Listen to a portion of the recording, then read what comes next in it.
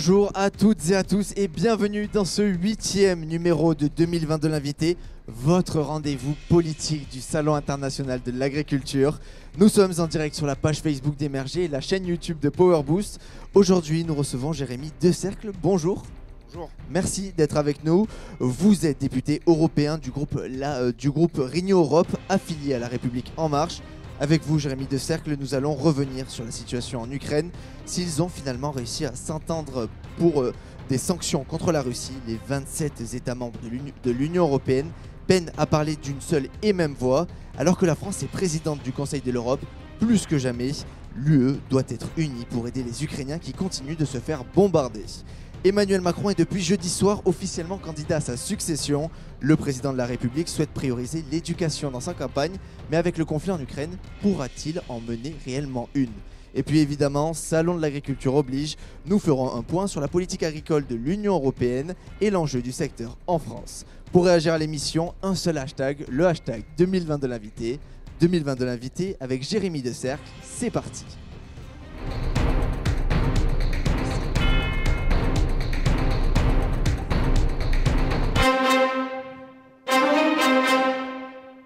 Et je dis Decercle depuis tout à l'heure, excusez-moi Jérémy, c'est Jérémy Decercle, pardonnez-moi. Jérémy, pour débuter cette émission, nous faisons le portrait de notre invité, un portrait un petit peu particulier, vous allez le découvrir rapidement. Et aujourd'hui, ce portrait, c'est vous qui le faites, Camille Garcet, bonjour. Bonjour. Alors expliquez-nous comment il va se passer ce portrait. J'espère bien, jusqu'à preuve du contraire, mais oui, effectivement, je vais essayer de revenir sur quelques points de votre carrière et essayer d'en parler rapidement. Allez-y Camille, on vous C'est en parti. prie.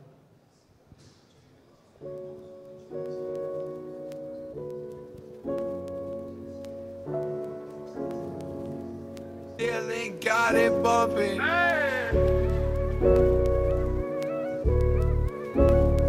Yes.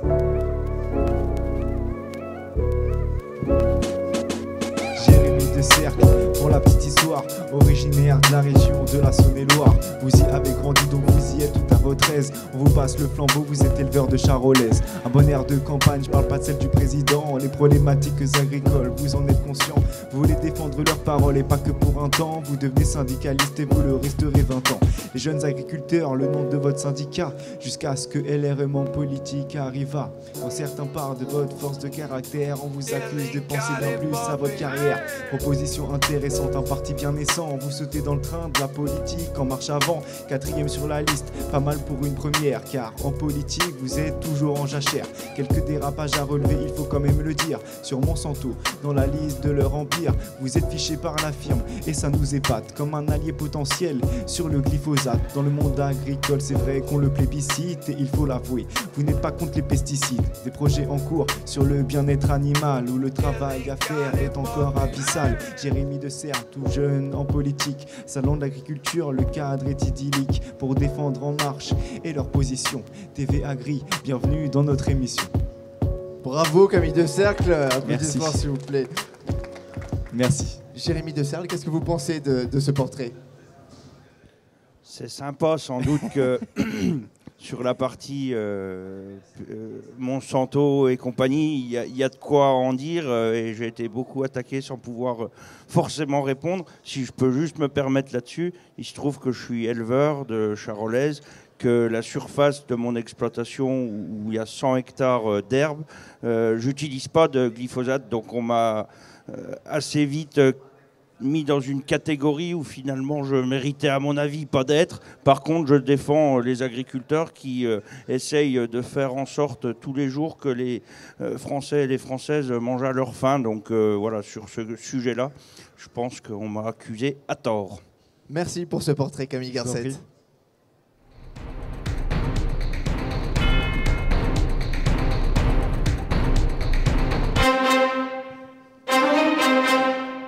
L'Union européenne met de plus en plus de mesures restrictives en place à l'égard de la Russie. Vladimir Poutine y répond par des menaces. Un point sur la gestion de la situation en Ukraine par l'Union européenne. Avec vous, Adrien Hardy, bonjour. Bonjour Raphaël, bonjour Jérémy Decercle. Les 27 pays membres mettent en place des mesures parfois dans leur coin pour gérer la crise ukrainienne. Il ne faudrait pas plutôt agir uniquement par le prisme de l'Union européenne ? C'est évident. Alors, il peut y avoir encore quelques pays, effectivement, qui prennent des initiatives seuls. mais rendez-vous bien compte quand même que les institutions européennes, les unes après les autres, que ce soit la Commission, le Conseil avec les États membres et le Parlement européen, frappent et ils vont aussi d'une même voix sur ces sujets-là. Et il y a eu, quand on parle des mesures qui sont mises en place et des sanctions, c'est quand même essentiellement des sanctions décidées au niveau européen. Certains pays en rajoutent. Il faut qu'elles arrêtent d'en rajouter? Non, ça dépend. Il faut en tout cas que ce soit cohérent avec ce que fait l'Europe. Il faut qu'il y ait des discussions avec les autres pays membres de l'Union européenne. Mais bien sûr, et puis il y en aura encore dès la semaine prochaine. Ce qui est important, c'est qu'il y ait une cohérence entre États membres avec l'Europe et aussi entre les différentes institutions. On se réunira, les parlementaires européens, à Strasbourg la semaine prochaine pour aussi justement continuer les propositions pour essayer de, en premier lieu, d'accompagner les Ukrainiens, bien sûr, parce que c'est à eux qu'on doit penser en premier, et puis après voir comment on essaye de freiner l'invasion. Jérémy de Serle, avec cette crise en Ukraine, on est en train de se rendre compte que l'Union européenne n'est pas vraiment unie. On a toujours facilité à montrer du doigt l'Europe. Sauf que Poutine, là, ce qu'il voulait, c'est affaiblir l'Europe. Qu'est-ce que l'Europe a fait? Elle s'est renforcée plutôt. Et donc on va contrer maintenant Poutine, on va aider les Ukrainiens à contrer Poutine. Et je ne pense pas que l'Europe soit faible. Elle n'a pas forcément créé tout ce qu'elle aurait pu pour se défendre. L'Europe de la défense, c'est pas encore, malheureusement, n'était pas encore créée. Là, ça vient. Je vous garantis que quand on entend que les Allemands sont prêts à aller accompagner l'armement en Ukraine, il y a encore 15 jours en arrière, c'était très très difficilement croyable. Là, ma foi, ça avance de ce côté-là. Pour le moment, l'Union européenne réussit réellement à faire face à la Russie? Faire face à un fou et à quelqu'un qui a de toute façon décidé de réfléchir et agir tout seul, c'est pas évident. Donc il faut garder la croyance aussi en cette Europe, parce qu'on ne réussira pas à avancer chacun dans notre coin. Aujourd'hui, l'Union européenne n'est pas reconnue comme une réelle organisation soudée par les autres pays. On le voit notamment avec Vladimir Poutine, qui vise presque exclusivement la France dans ses propos. Cette désunion, elle joue contre l'Europe dans cette crise? Pour le coup, je ne sais pas d'où viennent toutes vos infos, mais vous êtes très critique sur l'Europe. Moi, je pense qu'il faut justement aujourd'hui qu'on soit vigilant avec ce qu'on pense de l'Europe. L'Europe, on n'y croyait pas non plus quand le Covid est arrivé. On a créé l'Europe de la santé. Aujourd'hui, on est le continent le premier producteur de vaccins, et c'est nous qui allons aussi solidairement aider les autres pays à se vacciner. Face à cette guerre, face à cette crise et face à Poutine, il ne faut pas écouter que Poutine. Il faut aussi écouter ce que les Européens peuvent faire ensemble. Et de toute façon, c'est qu'au niveau européen qu'on réussira à être les plus efficaces. Justement, vous dites que l'Union européenne se renforce avec cette crise. Comment faire pour que les 27 membres soient encore plus unifiés qu'ils le sont aujourd'hui? Ce qu'on voit, mais ce n'est pas étonnant, hein, ce qu'on a vu, nous, au Parlement européen en tout cas, parce que je ne veux pas parler de ce que je connais moins, mais au Parlement européen, on l'a vécu. Les Hongrois, les Polonais qui ont tendance à être là souvent pour freiner un peu la dynamique européenne, parce que les hommes au pouvoir, enfin les hommes, ou en tout cas le pouvoir est un peu extrême, et ceux-là aujourd'hui reviennent à la table des négociations, parce qu'ils n'ont pas non plus envie de voir Poutine arriver chez eux. Donc c'est ça qui permet aussi d'unifier, et on parle beaucoup d'unanimité en Europe. Donc pour qu'on avance tous ensemble, c'est bien de pouvoir récupérer des pays qui freinent d'habitude. Donc là, à 27, on va arriver à faire des choses mieux que quand nous sommes que 23 ou 22. L'OTAN prend aussi une place importante dans le conflit ukrainien. Jérémy de Serle, la France et l'UE, elles dépendent trop de l'OTAN aujourd'hui? Je pense pas quand l'OTAN marche. Quand l'OTAN ne fonctionne pas, quand il est en état de mort cérébrale, comme l'avait évoqué le président Macron à une époque. Et là, il fonctionne aujourd'hui, l'OTAN? Il se renforce aussi. Encore une fois, Poutine voulait affaiblir l'Europe, voulait affaiblir l'OTAN. Voilà, l'OTAN sent bien que si cette organisation n'agit pas, ne réagit pas, eh bien, voilà, on pourra dire qu'on peut fermer l'OTAN. Là, justement, il réagit.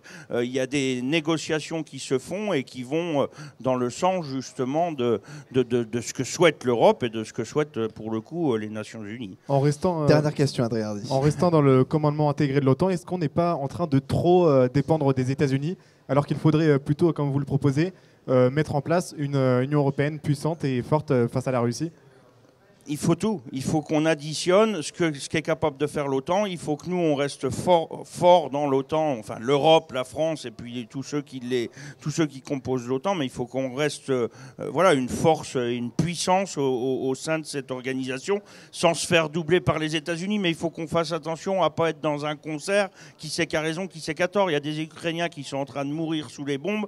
On doit agir intelligemment, sans trop penser aux effets géopolitiques d'après. Réagissons ensemble de manière collective plutôt que de savoir si c'est la France, l'OTAN, les États-Unis qui sont les meilleurs. Merci Jérémy de Serle. Merci Adrien Hardy.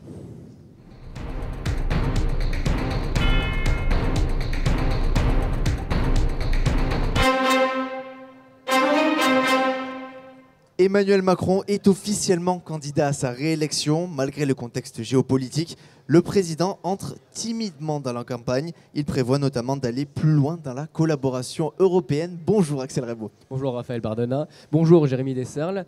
Emmanuel Macron est donc aujourd'hui officiellement candidat. Mais est-ce que le candidat Macron a un programme et surtout est-ce qu'il est en campagne ? Vous l'avez vu, je pense que ses équipes, ses soutiens sont en campagne.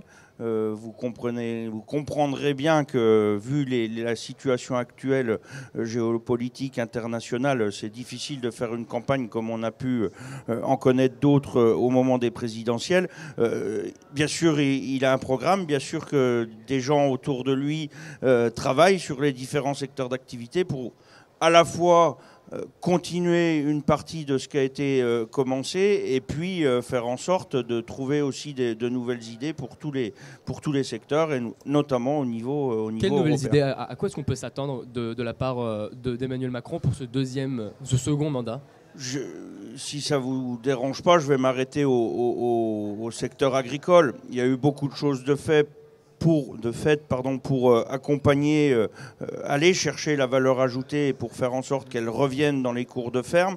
Sur ces sujets-là, si on réussit à avancer dans avec le revenu des agriculteurs, il va falloir qu'on réussisse aussi à avancer sur les questions de transmission, d'installation, de renouvellement des générations. Sur ces sujets-là, il y a déjà des propositions pour justement mieux accompagner les cédants. Et donc ça, c'est aussi... Alors on aura le temps d'aller plus dans le détail dans l'agriculture juste après. Mais donc vous le dites, vous en tant qu'élu, en tant qu'éleveur, Emmanuel Macron aujourd'hui, c'est le candidat pour les agriculteurs ? Je pense que c'est celui qui a le plus de capacité à amener une direction et à donner aux agriculteurs un sens, redonner un sens à leur métier. Mais pour ça, voilà, on doit être puissant au niveau européen. Je pense qu'il l'a démontré tout au long de son quinquennat au niveau européen. Et moi, je le vis aussi directement quand on parle d'Emmanuel Macron au niveau européen. C'est quelqu'un de reconnu et dont on souhaite tous qu'il puisse continuer à mener son action. Justement, Jérémy Desserles, sur le côté européen, donc Emmanuel Macron l'a expliqué dans son allocution mercredi, lorsqu'il a parlé notamment de l'Ukraine, il veut aller plus loin dans la collaboration européenne, c'est-à-dire, alors il veut être souverain et indépendant, mais comment est-ce qu'on fait ça ? Déjà, il faut trouver des alliés, et pour trouver des alliés, il faut convaincre sur la nécessité justement d'atteindre. Vous avez parlé de souveraineté. Vous dites des alliés à l'intérieur de l'Union européenne ? Dans les États membres, ceux qui ne sont pas forcément sur ces directions-là, il faut qu'on puisse aller chercher un maximum d'États membres, mais c'est pas aller les chercher pour être le plus nombreux à la fin pour gagner les élections. C'est les convaincre en ayant vraiment une stratégie qui aide, qui accompagne les citoyens européens. Et là, il va y avoir un événement important les 10 et 11 mars, un sommet européen, où il était prévu de discuter de choses, bien sûr, qui se rapportent à la souveraineté, mais d'une manière peut-être un peu différente. Avec la crise en Ukraine, l'agenda a été un peu redéfini, et du coup, on parlera de souveraineté un peu globale, où on intégrera l'agriculture, Jérémy Desserles, justement, l'énergie. on parle de souveraineté. Est-ce qu'on peut vraiment faire confiance à ses partenaires européens lorsqu'on a vu que, lorsqu'on a une crise qui nous touche directement à l'intérieur de l'Europe, avec l'épidémie, on l'avait vu, il y a eu un énorme repli sur soi. Plusieurs pays, justement, en ont profité pour parfois même se voler des stocks de de masques, des stocks de vaccins. Est-ce qu'on peut vraiment faire confiance aux partenaires européens si, dès qu'il y a une crise, il y a un repli sur soi? Moi, je crois que justement, il y a eu un repli sur soi au début parce que personne, voilà, tout le monde n'appréhendait pas les solutions à la crise de la même manière. Mais je vous l'ai dit tout à l'heure, on ne parlait pas de santé au niveau européen. En tout cas, on n'imaginait pas pouvoir s'entendre sur ce sujet-là. En moins de 6 mois, l'Europe s'est organisée pour, encore une fois, être le premier premier continent producteur de vaccins. Et ça, c'est grâce justement à la solidarité européenne que c'est pas rare que dans une famille à 27, il y en ait quelques-uns de temps en temps qui essayent de dévier un petit peu. Mais tout le monde est revenu dans le rang et tout le monde a quand même validé le fait qu'il fallait qu'on réponde à cette crise de manière collective. Donc moi, on peut... Ceux qui ne veulent pas faire confiance à l'Europe, ils ont le droit. Sur l'Europe de la santé, Jérémy Desserles, qu'est-ce qu'on attend en fait pour fabriquer en France ou du coup à défaut en Union européenne tous nos médicaments? C'est justement l'un des points qu'a souligné Emmanuel Macron dans son discours. Qu'est-ce qu'on attend? On attend qu'on puisse avoir aussi les moyens de le faire. Il se trouve que dans l'Europe, il existait un État qui s'appelait le Royaume-Uni et qui, en la matière, était plutôt performant. Il faut qu'on prenne aussi exemple sur ce qu'ils ont fait en matière de santé pour justement alimenter et enrichir nos systèmes et mutualiser aussi les bonnes pratiques. Mais il ne faut pas dire non plus qu'est-ce qu'on attend. On n'attend pas. Il est en train de se créer des choses. Maintenant qu'on a l'Europe de la santé, ça nous permet d'avancer collectivement. Concrètement, on peut prendre un exemple très concret. Oui. Les Doliprane, ils sont fabriqués en Chine. On a 48 heures de réserve de Doliprane dans l'Hexagone, en France. Oui. Donc si les Chinois ne veulent plus nous les fabriquer, d'un coup, en 48 heures, on n'en a plus. Est-ce que si on les fabrique en France, on dit donc aux Français il faut accepter de les payer plus cher? Ce sera votre dernière question avec ça. Et pour les fabriquer en France, il faut qu'on s'organise au niveau européen pour que ça aille le plus vite possible. Mais oui, sans doute que ce sera qu'on réussira à faire ça et qu'on pourra faire profiter de ça à nos citoyens. Donc ça sera plus cher, vous le dites, Jérémy Desserles. Non, j'en suis pas sûr, justement. C'est aussi une volonté. Si ça avance pas assez vite, c'est pour, comme vous visiblement vous le dites, c'est aussi pour trouver la meilleure formule et la plus efficace pour les citoyens. Et donc pas pour que ce soit plus cher, mais pour qu'on soit plus efficace. Merci Jérémy Desserles. Merci Axel Rebaud.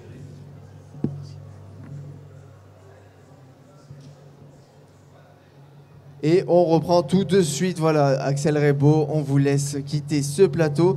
Et tout de suite, on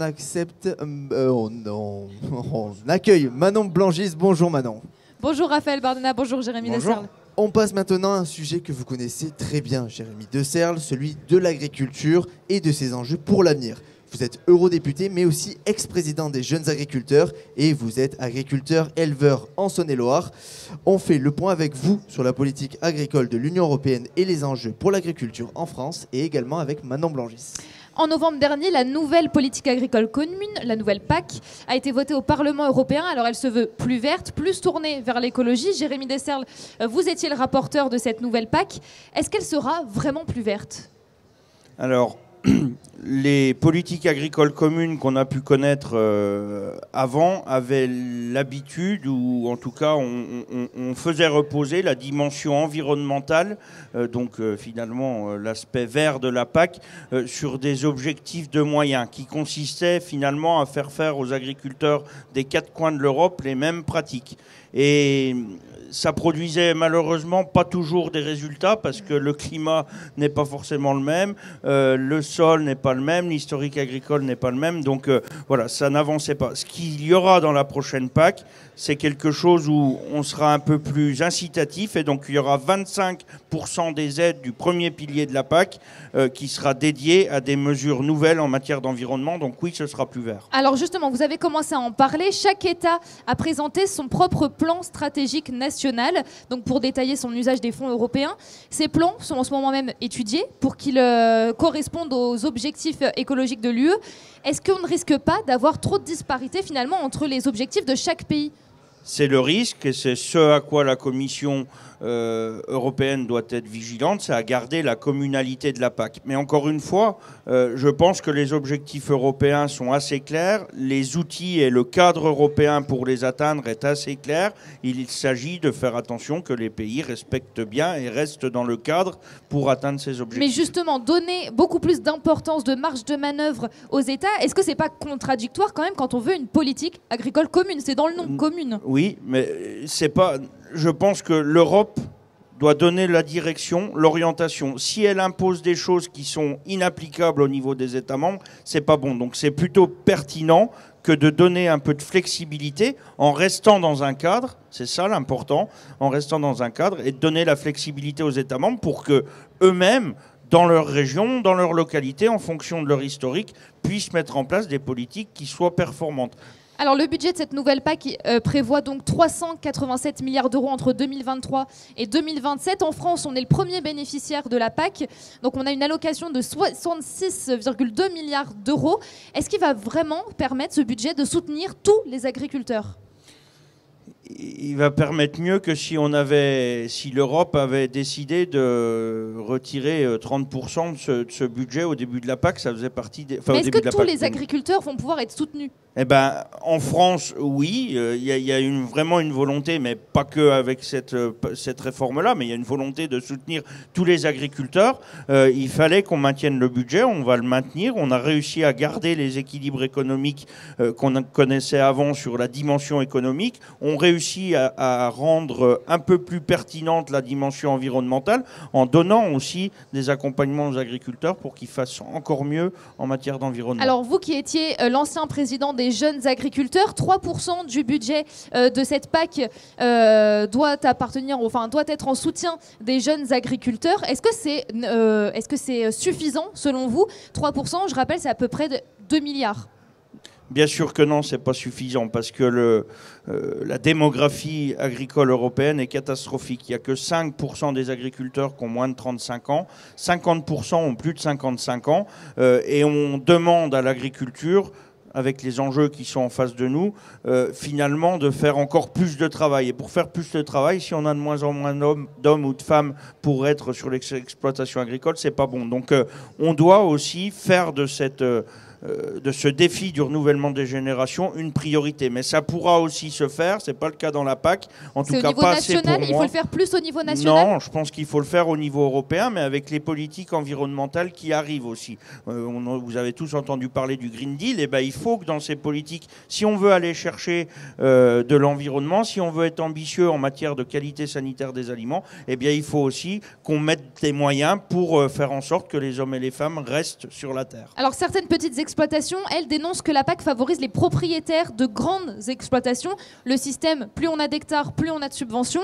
Est-ce qu'il n'est pas un peu désuet ce système ? Et c'est ce qu'on a essayé dans cette réforme, de changer aussi en demandant à chaque État membre de définir ce qu'est un actif agricole pour qu'on puisse à l'avenir, in fine, diriger les aides un peu plus vers les hommes et les femmes et leur activité plutôt que vers les hectares. Et ça doit nous permettre petit à petit, progressivement, d'aller vers quelque chose de plus sociétalement, j'allais dire, acceptable. Donc pour vous, il n'y aura pas d'oubliés dans cette PAC ? Bah écoutez, on a tout fait pour que non, et en France, je pense qu'on accompagnera tout le monde. Alors, autre nouveauté dans cette politique agricole commune, l'apparition des éco-régimes. 25% des aides directes seront versées donc uniquement si les critères environnementaux sont respectés. Vous l'aviez dit en début d'interview. Inciter sous peine de ne pas avoir d'aide, c'est obligatoire pour avoir des résultats aujourd'hui ?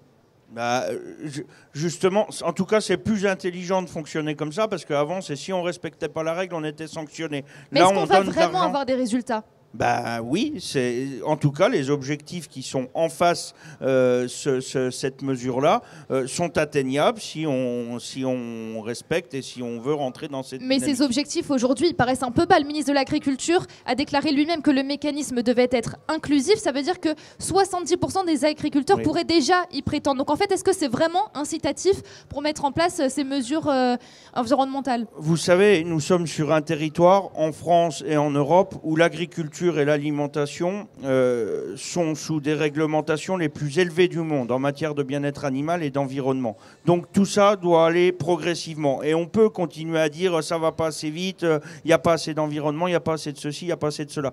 Nous sommes, excusez-moi du propos, mais nous sommes les meilleurs dans le domaine au niveau mondial. Donc arrêtons de taper sur l'agriculture, arrêtons de dire c'est pas assez, ils iront pas. On fait déjà mieux que les autres. Donc continuons. En France et en Europe, nous faisons mieux que les autres nations avec lesquelles, pour le coup, on commerce. En France, il y a 80% des Français qui ne veulent pas d'OGM. Il y a 80% qui en consomment tous les jours. Mais alors justement, Jérémy Desserles, en 2017, lors d'un discours au marché de Rungis, Emmanuel Macron souhaitait la sortie du glyphosate au plus tard dans 3 ans. Pourtant, on a toujours le glyphosate, c'est toujours autorisé. On a toujours le glyphosate parce qu'on s'est rendu compte aussi, peut-être un peu tardivement, mais qu'il y avait des impasses pour certaines agricultures et que du coup, le glyphosate restait quand même la meilleure solution pour pouvoir éviter de ne pas avoir de production. Donc qu'est-ce qu'on fait? On attend d'avoir des solutions? Déjà, il y aura pas. C'est du coup le discours aujourd'hui. On européanise le sujet pour que les autres pays européens, les autres États membres soient aussi dans la dynamique et pour du coup augmenter la recherche, augmenter notre possibilité de recherche d'alternatives. Et tant que nous n'avons pas de solution, nous n'interdisons pas. Ce serait, et encore plus aujourd'hui, vraiment catastrophique de se séparer de possibilités de production alors qu'on est à la veille d'impact sur justement l'alimentation humaine assez important. Mais quand on sait que le glyphosate est potentiellement quand même cancérigène, ça reste quand même un problème à gérer moi, rapidement. Je vais être clair aussi là-dessus. Il n'y a pas des morts en rang par 4 tous les matins à cause du glyphosate. Donc il faut aussi qu'on soit conscient sur ces sujets-là. Allez-y, dites-moi. Alors il y a des études qui ont prouvé, notamment aux États-Unis. Il y a des études, oui, mais il n'y en a pas. On n'est pas sur des choses où c'est catastrophique au niveau humain. Donc prenons le temps. Est-ce que vous préférez qu'on interdise le glyphosate et qu'on n'ait plus de production en France et en Europe et qu'on aille chercher des produits ailleurs parce que les consommateurs qui demandent l'arrêt du glyphosate, ils vont tous continuer de consommer demain. Donc continuons à avancer, à s'améliorer. Il y a des réductions qui ont été faites phénoménales par rapport à d'autres pays qui n'avancent pas sur ce sujet-là. Faisons confiance à l'agriculture française et aidons-la plutôt qu'à lui demander allez encore plus vite, ça va pas assez vite. Voilà, on défend et la souveraineté alimentaire et la sécurité alimentaire font partie des priorités de la France. Merci Jérémy Desserles. Merci à vous. Merci Manon Blangis.